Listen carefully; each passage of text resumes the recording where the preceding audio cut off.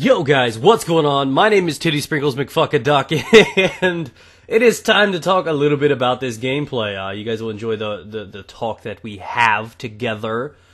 And in the meantime, I want to ask you guys, some of you guys may or may not have seen the video yesterday. It was a Call of Duty gameplay, so there's probably a few of you guys that did not watch it.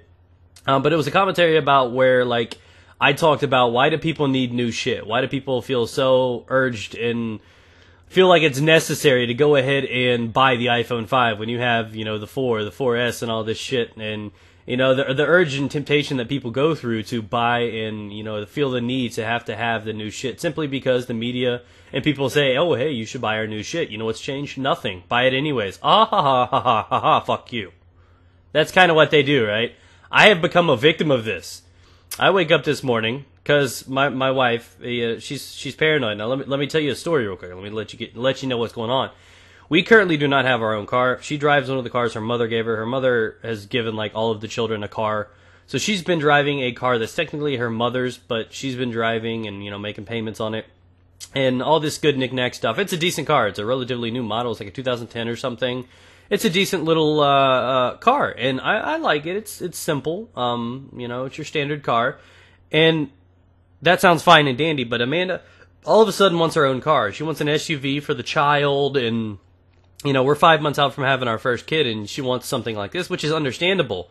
I was just hoping that she would wait until after we had a house or something like this. So I wake up this morning and she's saying, "Hey, baby, what's up? Oh, I found a car I like," and I'm like, "Okay, that's cool." She tells me, the price of that, and obviously I eliminate in my bed sheets, and I'm like, oh my god. And then she tells me that I'm gonna need to pay $5,000 down because we have no established credit, and I'm like, oh my god. And if there was any elimination else to be had, I would have had, done it. And I don't know. And by the way, we're gonna cut into the topic of the day. You see this guy right here in the crate? Watch the chat box, top left corner here in a minute, and just watch everything unfold. But anyways, like I said, I have become a victim of that. We have a car that works. We don't have a house. Yet the priority for my wife is to get something that she wants over something that she needs.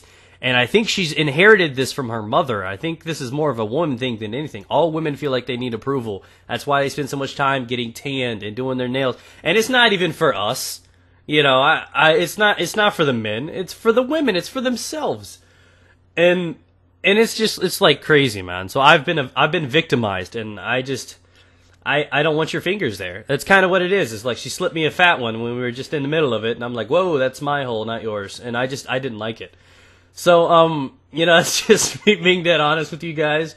It's kind of odd. It wouldn't have been too big a deal, but we live in a world where getting credit can be difficult. We've tried to apply for credit cards and stuff like this at your standard places, and they won't do it. I don't know if they just look at I just need to start wearing the ducky swag. That's what it is. You can't deny the ducky swag, and they just can't do anything with us. So basically, we had to pay a large down payment because that was the only way to get that. Same thing with a house. If we look for a house, we have to pay 20% down, because we have no credit, which means that we find a $150,000 house, that's like $9,158 or some shit. I know my math's not off, but I forget the percentage, probably because I try to block that out of my mind. But so that's kind of painful. So we got to build credit and stuff like this, and that's kind of where we hit a fall. But anyways, as you guys are paying attention right now, there's this kid on the other team. Now let me repeat. Let me talk to you guys real quick. Let me learn you something. Is when you play a game, get splashback, bro. Oh, yes. Oh, and he oh my, thank you. Give me your gun, too. Now, let me tell you something real quick. I've found that it's becoming more and more frustrating in Battlefield 3 because it seems as if everybody is using the AEK, the M416, or the M16. And the reason for being is those are the strongest go-to weapons in the game. They are the most powerful. But I understand, hey guys, hey Pwn, it's a game built around objective. It's about winning. Why not give yourself the best weapon in the game? I understand that. May frustrate me because I don't think it requires any skill to use, but at the same time, I understand why people use it. If you use it, more power to you. Don't care. Do not, let me repeat, do not brag, do not boast, do not act like you're the shit when you use the strongest gun. Just don't. You can't do that. You can't even act like that, everything that was the outcome of you doing something awesome was because of your skill. I completely can never agree with somebody that acts like they're badasses when you use the strongest guns in the game. So I don't mind that they use it. Why brag about something? Because, let me tell you something. The reason I've always had an issue with suppression, for example, is because suppression is basically, it takes away the skill of a person. You know, I understand why they have it in the game, but I think it's absolutely stupid, because how many times have you been in a gunfight, just straight realistically thinking right now, think to yourself, how many times have you been in a gunfight, both of you guys sunk your first 2 bullets, you're both at 50-50 health, and you're both suppressed right now, you spend the next 10 bullets shooting at each other, none of them hit, and then it basically comes down to a matter of who gets that one lucky bullet that's actually not on target but still hits anyways. You know what I mean? In a game that is built around objective gameplay and winning and accuracy, it's kind of fucking stupid to have suppression in the game. So most times, you know, it comes down to luck. It's not necessarily skill, but luck. And when you have the best guns in the game at your disposal, do not brag about it. I mean, if you put a great weapon in the hands of a great player, X Factor, for example, you're going to see good things happen. You're going to see a great gameplay. But you could put that same good gun in the hands of a mediocre player, and he could still do good. How many times have you jumped in a lobby and saw a guy go 32-6? You're like, oh, damn, he's got pretty good. Then you see the kill feed, and he's like, oh, shit, you're on Metro, you got an AEK killed. And I'm like, man, it's not impressive to me. It's not skillful. I've always felt that, you know, to become a better player, to push yourself, you got to short yourself a little bit. To become a better player, I feel like you need to use some of the more average weapon type stuff. Now, you know, my theory goes into this. It completely comes back to sex, guys. It comes back to sex. And how many girls or how many women have you known that, and we're going to get into this. So all you children here, don't listen to me. Earmuffs, I mean, you're going to listen anyways, simply because I said not to. So, now that those kids have turned up their volume, think about it this way. You know, I've known a couple girls. You know, I was really close to a lot of girls growing up in high school, aka I was in that friend zone. And during that friend zone area, you know, I heard stories and all this random stuff. You know, I heard these girls, you know, oh man, you been with Rick, man, he's got that 10-inch dick. And then you hear them, and then they brag about that. They brag about the size or who they've been with. But when you actually ask them, you know, they were like, oh yeah, but he was bad. I mean, it hurt. It didn't feel good. And, you know, I was with Timmy over here, and he had that 5-inch dick, and he knew how to throw that shit. You know what I mean?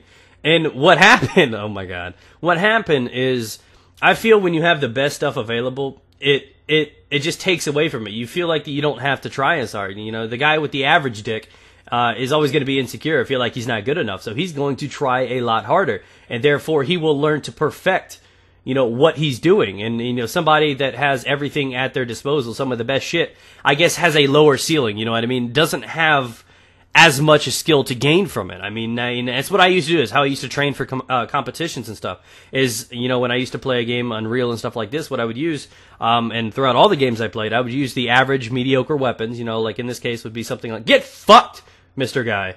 But I would use the average mediocre weapons, and I would perfect those. And when I became and really good and, you know, extremely well with those weapons, like it would be like the AUG or, you know, the SG553, some of the average weapons, then, you know, when I became extremely great with those, then I could put on those super strong weapons, and then I would be even better with those. So does that make any sense? Like, I feel like there's only so much you can do when you use the strongest stuff given to you. There's less room to grow, less room to get, you know, extremely skilled in my mind. And that's just my opinion. I mean, understand that's entirely an opinion. If you feel that you should always use the best shit possible, that's fine. I mean, that's what most people do anyways. You can go see 9 out of 10 people, you can go click on their stats. Most used weapon's going to be the M16. That's just how it is. So, I mean, that's my little preach on the thing. This guy right here was talking shit. And, you know, I simply threatened, oh, hey, okay, well, I'll pull out the M416. I'll show you exactly how easy it is. I'll patty cake the fucking air because I'm a badass. And that's what it came down to, is just a matter of, you know, dick measurement. And it's just crazy. I don't understand why people get cocky and everything. And he didn't understand that, you know, and he switched it up the next game. And he moved on to the AEK, and I'm like, really? Bro, that's what you do? You switch to the AEK? Yeah, that's an upgrade. That's not a, you know, an overpowered weapon at all. But, you know, that's just my theory on everything. Let me know what you guys think. I mean, and I know it was kind of weird by throwing the sexual thing in there, but that's true in my mind. I feel like people that, you know, feel like they need to try harder or do more end up benefiting a little bit more in the long run. Effort goes a long way. So let me know what you guys think on the topic. And as for that guy that wanted to go about bragging, boasting how awesome he was with the M416, just know that, you know, 20,000 people just saw you got shit on and proved exactly how much of a scrub you are. So you know what? Here's a gift for you. Get fucked.